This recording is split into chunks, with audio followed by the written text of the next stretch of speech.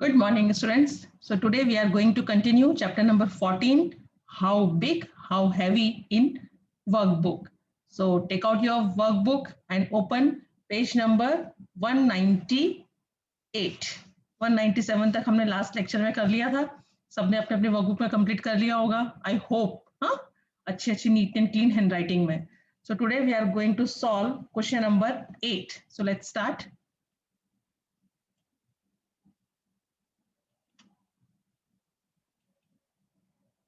Question number 8. The student of class 12th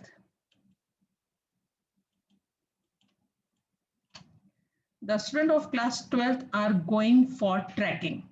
12th class के students जो है वो ट्रैकिंग पे जा रहे हैं. They have luggage for 7 days. अब उनके पास 7 days का सामान है. लगेज मतलब सामान. Following items are needed for 1 day meal of each student. अब ये जो लिस्ट दी हुई है वो एक दिन के एक बच्चे के लिए सामान की जरूरत की चीजें है ये.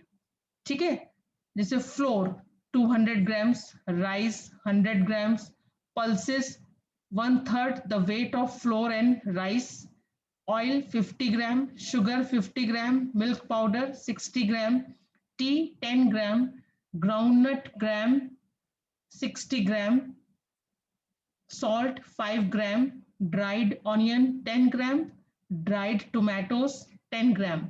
1 kg of onions or tomatoes becomes 100 gram when the water inside dries up.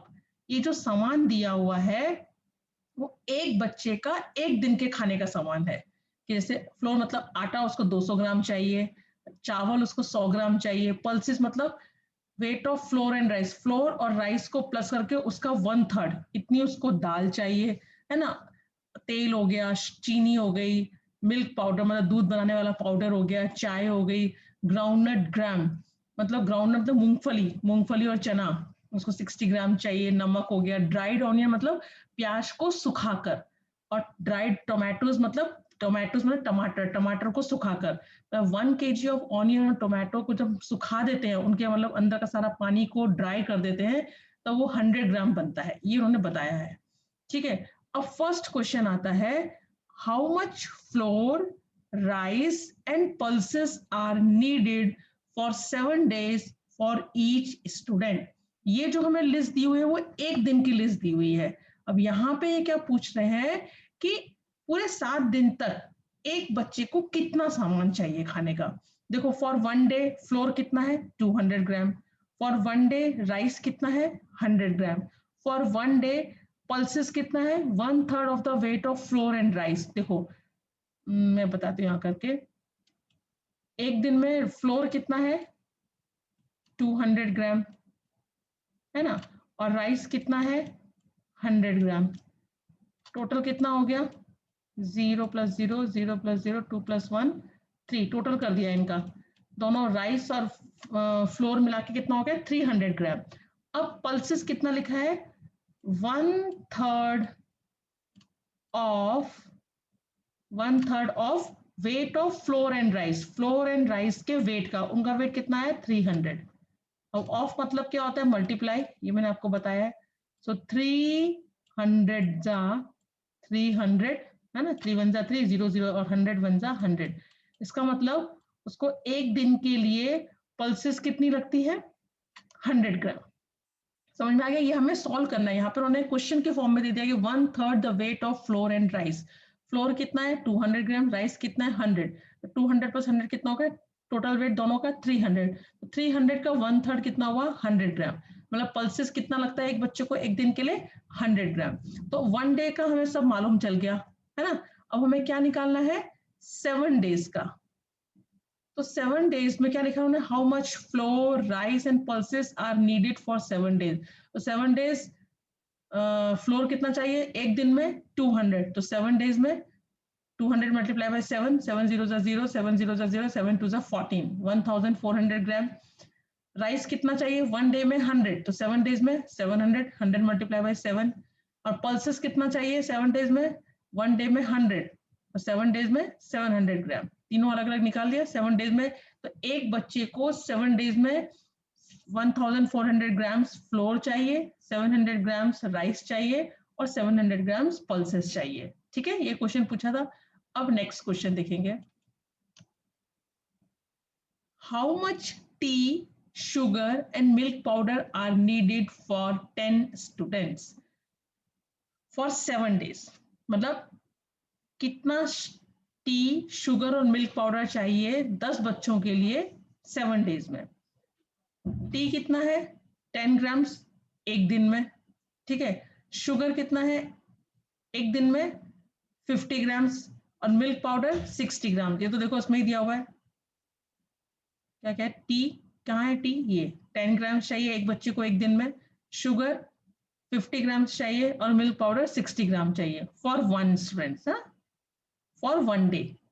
For 7 days, for 7 days में कितना लगेगा हर बच्चे का, तो 10 7 जा 70, 50 7 जा 350 ग्राम्स, 60 7 जा 420 ग्राम्स।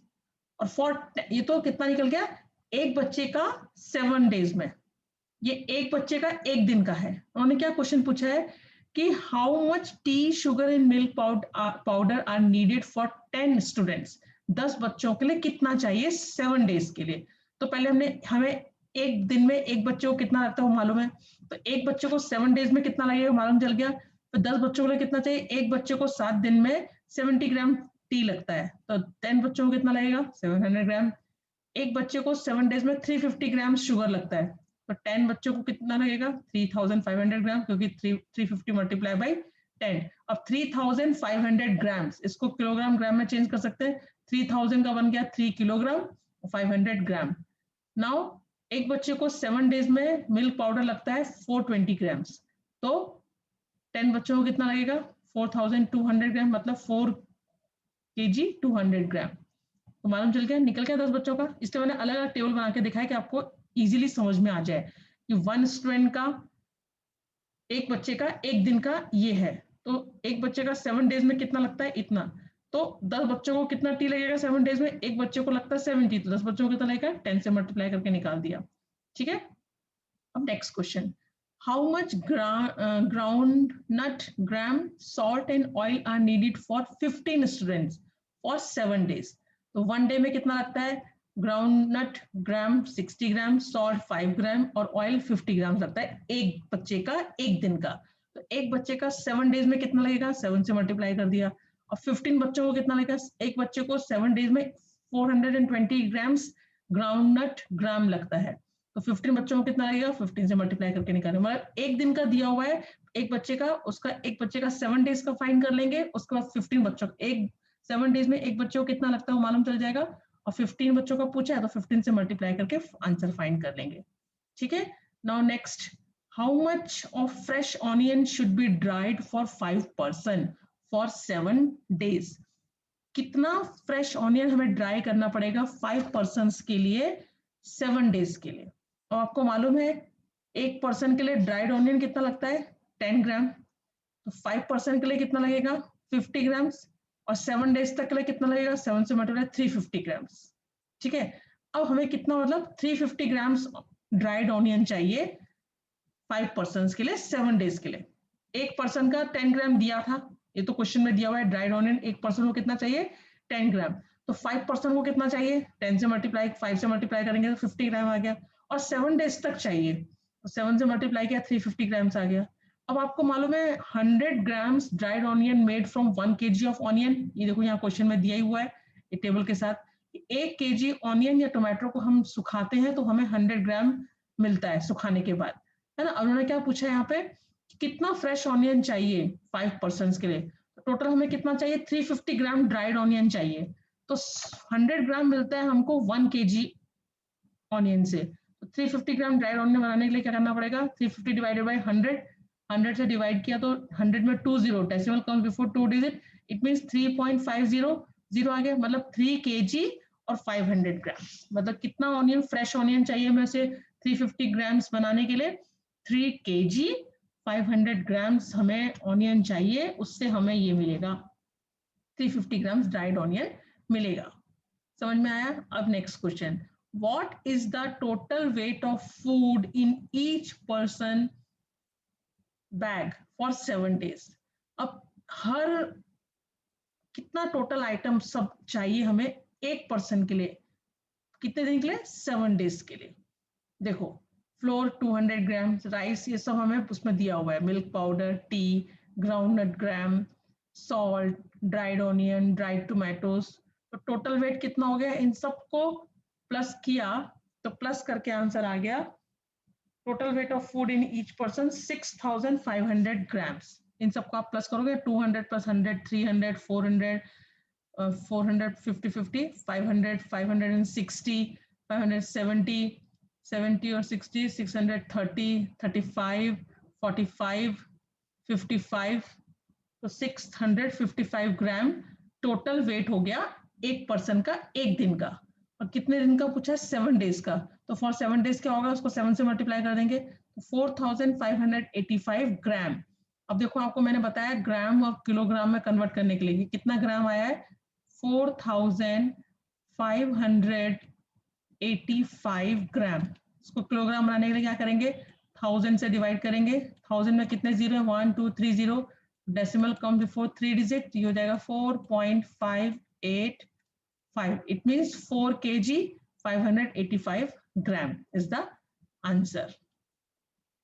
ठीक है, अब नेक्स्ट देखेंगे। समझ में आया? क्वेश्चन पूरा टेबल दिया था, उस टेबल से रिलेटेड ही सारे क्वेश्चंस थे, बस आपको समझ में एक दिन का दिया है, 7 डेज का पूछा है, 10% के लिए पूछा है, तो सिर्फ मल्टीप्लाई कर करके ही आपको सॉल्व करना है, पर समझ समझ के लिखना। Now, if a baby elephant weight 90 kg at birth, answer the following question based on it. अगर एक बेबी एलिफेंट मतलब हाथी के बच्चे का वेट जन्म के टाइम पर, बर्थ के टाइम पर 90 kg होता है, तो उससे रिलेटेड क्वेश्चंस के नीचे आपको आंसर देने हैं। How many time is the weight of baby elephant to a child having weight of 3 kg? अभी बोल रहे हैं कि बेबी एलिफेंट का वेट जो है वो हाउ मेनी कितना टाइम्स है एक बच्चे का जिसका वेट 3 kg है। तो बेबी एलिफेंट का वेट कितना है? 90 kg। चाइल्ड वेट कितना है? 3 kg। तो therefore baby elephant is 90 divided bye 3, 90 को 3 से डिवाइड कर देंगे तो कितना आया? 30 टाइम्स हैवियर। तो कितने टाइम्स हैवी हो गया? 30 टाइम्स हैवियर हो गया। यही पूछा ना कि बेबी एलिफेंट का वेट जो है वो एक बच्चे का वेट जिसका 3 kg है उससे कितना ज्यादा है, कितना टाइम है। बेबी एलिफेंट का वेट कितना है? 90 kg। बच्चे का वेट कितना है? 3 kg। तो बेबी एलिफेंट के वेट को बच्चे के वेट से डिवाइड कर देंगे तो हमें मालूम चल जाएगा कितने टाइम हैवियर है। तो कितने टाइम हैवियर है? 30 टाइम्स हैवियर है। How many time is it to 3 children having weight of 6 kg each? 3 बच्चे जिसके कि हर बच्चे का वेट 6 kg है, तो 3 बच्चों का वेट कितना हो जाएगा? 6 मल्टीप्लाई बाय 3। बेबी एलिफेंट का वेट कितना है? 90 kg, ये तो दिया ही है क्वेश्चन में। वेट ऑफ 3 चिल्ड्रन, तो वेट हमें 3 चिल्ड्रन का वेट फाइंड करना है, क्योंकि क्या लिखा है उन्होंने? How many time is the weight of 3 children having weight of 6 kg each? 3 बच्चों के वेट का कितना टाइम होगा अगर एक बच्चे का वेट 6 kg है? तो वेट ऑफ 3 चिल्ड्रन क्या करेंगे? 6 multiply by 3 is equal to 18 kg। कितना आ गया? 18 kg। तो baby elephant is 90 divided by 18, 18 5 90, 5 times heavier. इसका मतलब 3 बच्चों के वेट के 5 टाइम्स है बेबी एलिफेंट का weight. Now how many time is it to 3 boys having weight of 15 kg each? अब 3 लड़के जिनका कि हर एक का वेट 15 kg है, तो बेबी एलिफेंट का वेट कितना है? 90 kg। Wait of 3 boys, 3 boys का वेट कितना है? 15 मल्टीप्लाई बाय 3, 15 3 जा 45 है ना। तो baby elephant is 90 divided bye 45, 45 2 जा 90, 2 टाइम्स हैवियर। तो कितना हो जाएगा बेबी एलिफेंट का वेट? 2 टाइम्स हैवियर हो जाएगा। समझ में आया?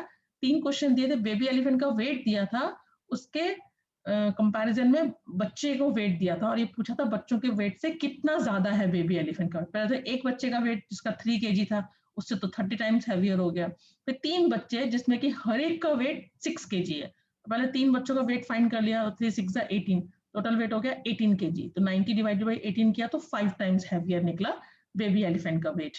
अब 3 बॉयज जिसमें कि हर एक का वेट 15 kg है, तो 3 बॉयज का वेट कितना हो गया? 15 3 45। बेबी एलिफेंट का वेट 90, तो 90 divided by 45, it means 2 times heavier. Okay, now next question. If an elephant weight 5000 kg, answer the following questions based on it. अगर एक एलिफेंट का वेट 5000 kg है, उससे रिलेटेड नीचे क्वेश्चंस के आंसर दीजिए। First question, how many students of 25 kg weight is equal to the weight of the elephant. अगर elephant का वेट 5000 है तो 25 kg के कितने बच्चे, कितने स्टूडेंट इक्वल होंगे 5000 के। तो देखो एलिफेंट वेट कितना है 5000 kg, weight of one student कितना दिया हुआ है 25 kg। तो टोटल वेट को अगर मैं 25 से डिवाइड करूं तो मुझे पता चल जाएगा कि कितने बच्चों का वेट इक्वल होगा 5000 के। तो number of student is equal to 5000 divided by 25। देखो अब 5000 को डिवाइड करेंगे 25 से तो सिंपल है ये दो revision. Total weight of elephant कितना है 5000 है ना, और एक बच्चे का वेट कितना है 25। तो 25 टू जा 50, ये तो जीरो हो गया। अब हमने एक जीरो डाउन किया जीरो, तो 25 जीरो जा जीरो, ये हो गया जीरो। अब दूसरे को डाउन किया जीरो, 25 जीरो जा जीरो, कितना हो गया 200 स्टूडेंट्स। मतलब 25 वेट के 200 स्टूडेंट्स को अगर हम उस एलिफेंट के साथ खड़ा करें तो दोनों का वेट जो होगा वो इक्वल हो जाएगा। समझ में आया? ओके चलो नेक्स्ट क्वेश्चन देखेंगे। How many times is the weight of the elephant than the weight of the 10 students of 50 kg each। कि एलिफेंट जिसका कि वेट 5000 kg है, अगर 10 स्टूडेंट्स जो कि 50 kg ईच है, मतलब एक का वेट कितना है 50 kg है, तो एलिफेंट कितने टाइम्स हैवी होगा। तो देखो वेट ऑफ एलिफेंट कितना है 5000 kg, वेट ऑफ 10 स्टूडेंट, पहले हम 10 स्टूडेंट का वेट फाइंड करने क्योंकि एक का वेट 50 kg है और टोटल कितने स्टूडेंट है 10, तो 10 multiply by 50 is equal to 500 kg। तो 10 स्टूडेंट का वेट कितना हो गया 500 kg। तो weight of elephant is 5000 divided bye 500, आ गया 10 टाइम्स हैवियर। तो एलिफेंट का वेट कितना हो गया 10 टाइम्स, 10 गुना ज्यादा हो गया 10 स्टूडेंट के जिनका की वेट हर एक का 50-50 kg है। मतलब 50-50 kg के 10 स्टूडेंट्स मैंने अगर रखे हैं खड़े, तो वो एलिफेंट जो है, तो एलिफेंट का वेट जो है वो 10 टाइम्स ज्यादा होगा उनसे। ठीक है, next, how many persons of 100 kg weight is equal to it. अब अगर 100 kg के मैं पर्सन्स खड़े करूं तो कितने पर्सन मुझे चाहिए जो 5000 के इक्वल हो जाए। तो weight of elephant 5000, weight of the person 100 kg, तो number of person is equal to 5000 divided by 100 is equal to 50 है ना। 100 5 जा 500, जीरो का जीरो, 50% हो गया। It means 50% weight is equal to the weight of elephant. अगर 100 kilo के मैं 50 लोगों को खड़ा करूं, 50 लोगों को, तो उनका वेट इक्वल हो जाएगा 5000 के वेट के। Understood? Okay, now next question. A weight of 1 5 rupee coin is 9 gram. If the weight of the bag carrying 5 rupees coin is given to the table, state the number of coins in the bag. मतलब एक 5 rupee coin का जो wait है वो 9 ग्राम है, 9 ग्राम है। ठीक है, अब बैग है जो कि इतने रुपीस अपने अंदर है। If the weight of the bag carrying 5 rupee coin is given in the table, state the number of coins in each bag. यहाँ पे वेट दिया हुआ है, ठीक है, वेट दिया हुआ है, तो हमें फाइंड करना है कि उसमें कितने नंबर ऑफ कॉइन्स हैं। और एक कॉइन का वेट हमें मालूम है 9 kg, जैसे कि wait of the bag is 9 kg, उस बैग का वेट 9 kg है, तो kg को मुझे ग्राम में कन्वर्ट करना पड़ेगा। तो 1 kg is equal to 1000 gram, तो 9 kg is equal to 9000 gram. 9000 divided by 9 is equal to 1000। इसका मतलब इस बैग के अंदर कितने 5 रुपीज के कॉइन है 1000, ऐसे फाइंड करना है। समझ में आया? 15 kg, 15 kg मतलब 18 kg, 18 kg मतलब 18,000 ग्राम है ना। 1 kg is equal to 1000 gram, तो 18 kg is equal to 18,000 gram divided by 9, 9 2 जा 18, 0 0 0 2000। तो मतलब इस बैग में कितने कॉइन है 2000 कॉइन है। 3600 ग्राम, अभी देखो ग्राम में ही दिया हुआ है, तो उसको डायरेक्ट डिवाइड कर देंगे 9 से, 9 4 जा 36, 0 0 मतलब 400 इसके अंदर कॉइन्स है। इस तरीके से इसको कन्वर्ट करना है। हमें वेट दिया हुआ है बैग का और हमें एक कॉइन का वेट मालूम है 9 ग्राम होता है, तो उस बैग के अंदर कितने 5 रुपीज के कॉइन है ये फाइंड करना है। तो क्योंकि वेट ग्राम में है अगर यहाँ किलोग्राम दिया हुआ है तो उसको ग्राम में कन्वर्ट करेंगे और 9 से डिवाइड करके आंसर फाइंड कर लेंगे। अब जैसे यहाँ पे किलोग्राम और ग्राम दोनों है, ये तो ग्राम में ही थे सारे, तो 1 किलोग्राम है, तो ग्राम ग्राम डायरेक्ट डिवाइड हो जाएंगे, किलोग्राम को फिर कन्वर्ट करना पड़ेगा ग्राम में, तो ये हो जाएगा 54,000, है ना, ये तो ग्राम में ही है, ये किलोग्राम और ग्राम में है, तो 2 kg मतलब 2000, 2000 प्लस 250 हो जाएगा 2250, फिर 9 से डिवाइड कर देंगे। 7 kg 200 ग्राम, तो 7 kg मतलब 7000, 7000 प्लस 200 हो जाएगा 7200। इस तरीके से इनको कन्वर्ट करेंगे ग्राम में और फिर 9 से डिवाइड करेंगे, तो हमें मालूम चल जाएगा कितने बैग के अंदर कॉइन्स है। ठीक है, अब the weight of 1 rupee coin is 6 ग्राम। अब यहाँ पे एक 2 रुपीज कॉइन का वेट ऑफ 1 2 रुपी कॉइन, एक 2 रुपी कॉइन का वेट 6 ग्राम है। अब यहाँ पे क्या दिया हुआ है, if the number of coins in the bag is given. अब यहाँ पे नंबर ऑफ कॉइन्स दिए हुए हैं, यहाँ पे हमने क्या किया था, वेट दिया था, नंबर ऑफ कॉइन्स फाइंड किए, तो नंबर ऑफ कॉइन्स हमने कैसे फाइंड किए, डिवाइड करके फाइंड किए।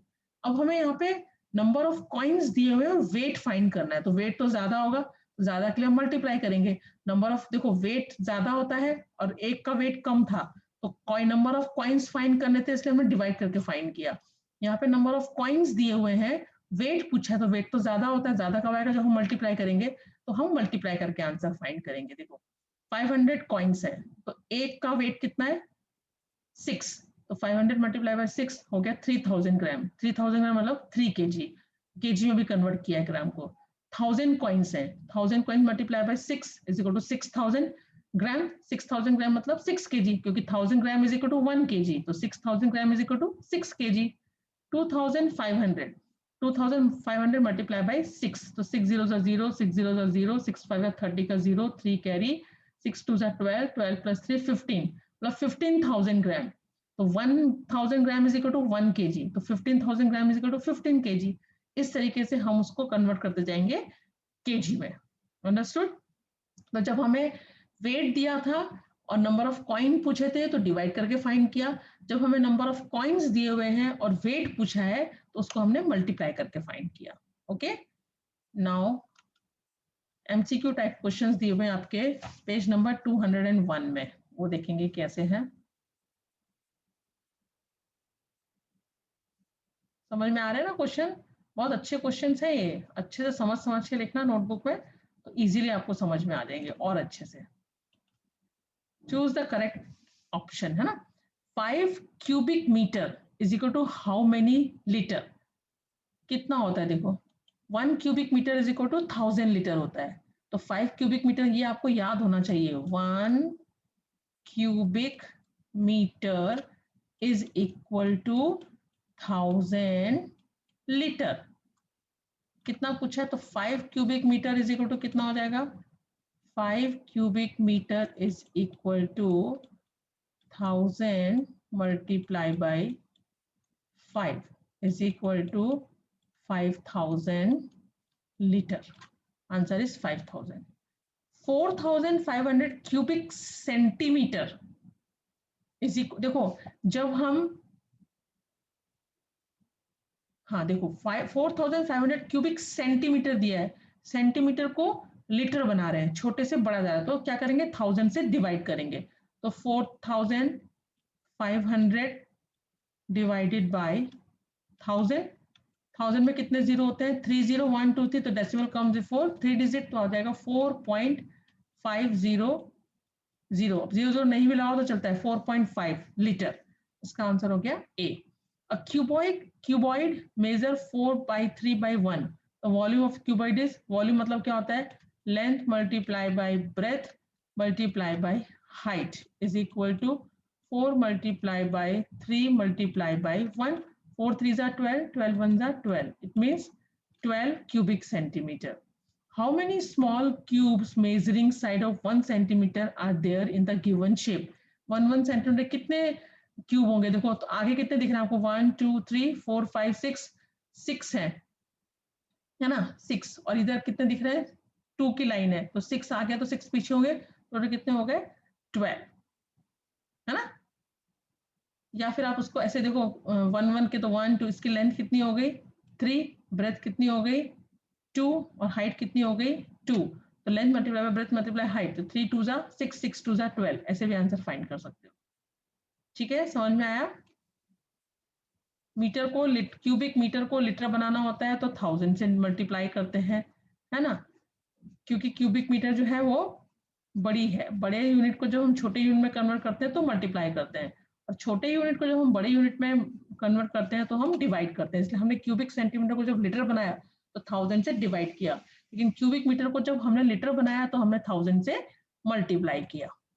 ठीक है, अब देखो आता है आपका ये let's do homework, page number 202। बहुत सिंपल है। Tank has the length of 60 centimetre, breadth 25 centimetre, depth, depth मतलब हाइट 15, डेप्थ मतलब गहराई, है ना, कोई एक वो है टैंक है। अब टैंक कैसे होता है, देखो इस तरीके का टैंक है, ये टैंक जैसे ऐसे टैंक होते हैं ना, तो टैंक की लेंथ दी हुई है और इसे ब्रेथ चौड़ाई दी हुई है, और ये डेप्थ, डेप्थ मतलब गहराई, इसको हम हाइट भी बोलते हैं। ठीक है, ओके। तो लेंथ 60 सेंटीमीटर, ब्रेथ 25, डेप्थ मतलब हाइट 15 सेंटीमीटर, वॉल्यूम पूछा है तो तीनों को मल्टीप्लाई करेंगे, आंसर आ जाएगा। हसमुख भाई wants to order concrete for a place which has length of 6 centimeter, breadth is 5 meter, depth is 10 centimeter. How much of concrete will he need? Length दी हुई है, प्लेस की ब्रेथ दी हुई है, डेप्थ दी हुई है, तो वॉल्यूम फाइंड कर लेंगे तो हमें मालूम चल जाएगा कितना कंक्रीट चाहिए। तो वॉल्यूम कैसे फाइंड करेंगे, देखो लेंथ दी हुई है मीटर में, ब्रेथ दी हुई है मीटर में, और डेप्थ दी हुई है सेंटीमीटर में। ये ध्यान रखना है, सारी यूनिट एक जैसी होनी चाहिए, या तो आप सेंटीमीटर में कन्वर्ट कर दो या मीटर में कन्वर्ट कर दो। अब 2 मीटर में है, तीसरी खाली सेंटीमीटर में है, तो कन्वर्ट कर दो उसको मीटर में, तो हो जाएगा 0.10 metre. Now excuse me, find the volume of the place is equal to length multiplied by breadth multiplied by height, तीनों को मल्टीप्लाई करेंगे तो आपको आंसर मिल जाएगा। A swimming pool has the length of 4 meter, breadth of 1.5 meter and depth of 30 centimeter. How much of water will be needed to fill it? एक swimming pool है जिसकी length, breath और height दी हुई है, अब उसको भरने के लिए कितना पानी चाहिए, तो उसके लिए हम क्या करेंगे, उसका वॉल्यूम फाइंड कर लेंगे, है ना। अब देखो ये ध्यान रखना है, लेंथ इसमें मीटर में है, ब्रेथ भी मीटर में है, डेप्थ उसकी सेंटीमीटर में है, तो first you convert this centimetre into metre. Okay, तो 4 metre, 1.5 metre and 30 centimetre is equal to 0.3 metre. क्यों, क्योंकि 30 सेंटीमीटर वो मीटर में कन्वर्ट करेंगे तो किससे डिवाइड करेंगे, 100 से। 100 में 2 0 मतलब decimal count before 2 digit, it mean it is 0.3, पीछे जीरो लगाने का कोई मतलब नहीं होता है। ठीक है, अब वॉल्यूम फाइंड कर लिया, तो length multiply by breath multiply by height, 4 multiply by 1.5 multiply by 0.3, कितना है 1.8 क्यूबिक मीटर आया। क्या आया, 1.8 क्यूबिक मीटर। अब आपको मालूम है 1 cubic metre is equal to 1000 litre होता है, तो 1.8 cubic metre is equal to 1000 से मल्टीप्लाई किया तो 1800 लीटर। क्योंकि क्या पूछा है इसमें, how much of water will be needed, water, volume नहीं पूछा है, वॉल्यूम नहीं पूछा है, क्योंकि हम ऐसे ये निकाल के रख देंगे, मतलब हमने उसका टैंक का वॉल्यूम फाइंड कर लिया, उसके अंदर कितना पानी आएगा। जब हमें वॉल्यूम मालूम चल गया, then we know 1 cubic metre is equal to 1000 litre, हमें पानी तो लीटर में होगा ना, हमें पता है कि 1 क्यूबिक मीटर जो है वो 1000 लीटर के बराबर होता है, तो 1.8 क्यूबिक मीटर किसके बराबर होगा, 1.8 मल्टीप्लाई बाय 1000, 1000 से मल्टीप्लाई किया तो 1800 लीटर आ गया कि इतना चाहिए। ठीक है, नेक्स्ट क्वेश्चन, बहुत अच्छे क्वेश्चन है ये, सॉल्व दीज वर्ड प्रॉब्लम के लिए। There is a rectangular swimming pool, length having the length of 4 metre and the breadth of 2 metre in Gina's garden. She wants to clean it and fill with water up to 25 centimeter. How much of water will be needed? एक rectangular shape का उसके garden में वो है, swimming pool है, जिसकी length दी हुई है, ब्रेथ दी हुई है, और वो उसको क्लीन करना चाहती है और उसमें पानी भरना चाहती है, भरना मतलब गहराई, डेप्थ कहाँ तक, 25 मीटर। तो लेंथ मालूम चल गया, ब्रेथ मालूम चल गया, तो हम उसका पहले क्या करेंगे, वॉल्यूम फाइंड कर लेंगे, वॉल्यूम आ जाएगा उसका, उसके बाद उसको लीटर में कन्वर्ट कर देंगे। तो लेंथ हो गया, length of rectangular swimming pool, breadth of rectangular swimming pool, height of rectangular swimming pool. This is given in centimeter. This is given in centimeter. तो convert this centimeter into meter divided by 100. 100 में 2 0 होते हैं, decimal count before 2 digit, it means 0.25 metre. यहाँ मैंने direct किया है, लेकिन फिर भी मैंने आपको एक्सप्लेन कर दिया कैसे ये आया। अब लेंथ ब्रेथ हाइट मालूम चल गई, तो वॉल्यूम फाइंड करेंगे, length multiply by breath multiply by height, 4 2 जा 8, 8 मल्टीप्लाई बाय 0 आ गया 2 cubic metre. We know 1 cubic meter is equal to 1000 liter. 2 cubic meter is equal to 2 multiplied by 1000 is equal to 200,000 liters. तो कितना पानी चाहिए उसको भरने के लिए रेक्टेंगुलर स्विमिंग पूल को? 2000 लीटर. क्योंकि हम पूछ रहे वॉल्यूम नहीं पूछ रहे कितना पानी चाहिए, जैसे यहाँ पे भी था कितना पानी चाहिए उसे भरने के लिए, तो जो हमारा वॉल्यूम आता है क्यूबिक मीटर को उसको कन्वर्ट कर देंगे लीटर्स में, तो हमें मालूम चल जाएगा. सेम थिंग इज हियर, हमें वॉल्यूम मालूम चल गया उसका स्विमिंग पूल का, उसको हमने कन्वर्ट करके लिया लीटर्स में, तो हमें मालूम चल गया कितना पानी हमें चाहिए. Okay, now next question. The weight of 101 rupee coin is 485 gram. Right answer of the following questions. The weight of 101 rupee coin, 1 rupee coin के 101 rupee coin के जो वेट है, 1 रुपए का सिक्का होता है ना, ऐसे 101 रुपए कॉइन का वेट 485 ग्राम्स है. अब उससे रिलेटेड क्वेश्चंस हैं, उसके आंसर देने. जैसे first, what is the weight of 1000 coins. 100 coin का वेट दिया है, 1000 का पूछा है, तो पहले हम 1 रुपए कॉइन का वेट फाइंड करेंगे. द वेट ऑफ 101 रुपए कॉइन इज 485 kg. तो वेट ऑफ 1 रुपए coin is equal to 485 divided by 100, है ना, आ गया 0.85 ग्राम. अब वेट ऑफ 1001 रुपी कॉइन, तो 1000 से मल्टीप्लाई करेंगे तो आ जाएगा 4850 ग्राम. समझ में आ रहा है ना. 101 रुपी कॉइन का वेट दिया था, 1000 का पूछा है, तो पहले 1 का फाइंड करो. 1 का फाइंड करने के लिए 485 को 100 से डिवाइड करेंगे, तो 1 रुपी कॉइन का वेट आ गया. अब 1000 का 1 का मालूम है, 1000 का पूछा है, मतलब मल्टीप्लाई करके आंसर कर देंगे. What is the weight of 500 coin. अब हमें 1 रुपी का मालूम चल गया 4.85 होता है ना. तो weight of 1 rupee coin is this, तो 500 कॉइन, तो 500 से मल्टीप्लाई किया, 500 का वेट आ गया. What is the weight of 200 coins. 200 coins का कैसे निकालेंगे. वेट ऑफ 1 रुपी कॉइन हमें मालूम चल गया 4.85 है, तो 200 से मल्टीप्लाई करेंगे तो 200 कॉइन्स का वेट मालूम चल जाएगा. How many coins are there if the weight of the coin is 1455 gram. अब ये बोल रहे हैं एक कितने कॉइन्स होंगे अगर टोटल कॉइन का वेट जो है वो 1455 ग्राम्स होगा. टोटल वेट कितना दिया हुआ है 1450 ग्राम, और 1 रुपी वेट कॉइन का वेट कितना होता है 4.85 ग्राम. तो नंबर ऑफ कॉइन कितने जाएंगे, टोटल वेट को एक कॉइन के वेट से डिवाइड कर देंगे, तो टोटल नंबर ऑफ कॉइन्स आ गए 300 ग्राम. देखो 4.85 डेसिमल हटाया, ऊपर 20 आ जाएंगे, तो ये हो गया 145500. अब 485 से डिवाइड किया तो 300 कॉइन्स आ गए. अब यहाँ पूछे how many coins are there if the weight of item is. अब फिर अलग अलग वेट दिए हुए हैं, तो टोटल वेट मालूम है 1 रुपी के 1 कॉइन का वेट मालूम है, तो टोटल वेट को 1 रुपी के 1 कॉइन के वेट से डिवाइड करो तो आपको नंबर ऑफ कॉइन्स मालूम चल जाएंगे. यहाँ पे आ गया 400 coins. Same thing is here कि टोटल वेट 2 kg 910 ग्राम्स है, तो उसको ग्राम में कन्वर्ट कर देंगे क्योंकि आधा kg में आधा ग्राम में है, और 1 रुपी कॉइन का वेट किस में है, ग्राम में है. तो first you convert this kilogram into gram. Total weight कितना है 2 kg 910 gram is equal to जाएगा 2910 gram. Why, because 1 kg is equal to 1000 gram. 2 kg is equal to 2000 gram. 2000 plus 910 is equal to 2910 gram. Weight of 1 rupee coin is 4.85 gram. The number of coins, total weight divided by weight of 1 rupee coin. So 600 coins आ गया. Same thing is here. How many coins are there if the weight of the coin is 3 kg 880 grams? The total weight आ गया 3880. Why? Because 1 kg is equal to 1000 gram. So 3 kg is equal to 3000 gram. 3000 plus 880 is equal to 3880 gram. Weight of 1 rupee coin is 4.85 gram. The number of coins, total weight divided by weight of 1 rupee coin is equal to 800 coins. बहुत अच्छे question है ये. Solve दीजिए, मैं ऐसे question दे सकती हूँ. इसमें 3 सम पूछ लो, इतने सारे क्वेश्चन तो नहीं पूछ सकती, 3 मार्क्स का होता है, कोई भी इसमें से 3 क्वेश्चन ले सकती हूँ, है ना. तो आप अच्छे से समझ के ध्यान से अपनी वर्कबुक में अच्छे से लिख लोगे नीट एंड क्लीन हैंडराइटिंग में. तो आज हमारा सिलेबस पूरा होता है. This is the last lecture of the second semester. अब इसके बाद हम रिवीजन करेंगे. अब जैसा भी होगा मैं आपको आगे के एक्सप्लेन करती जाऊंगी कैसे करना है. और फिलहाल आप अपना वर्कबुक जिस किसी का भी इनकम्प्लीट हो कंप्लीट कर ले अच्छी सी हैंड राइटिंग में। जब मैं मांगूंगी करेक्शन के लिए फिर आप सबमिट करना, तो मैं आपकी करेक्शन करके दूंगी। ओके, तब तक के लिए बाय एंड टेक केयर।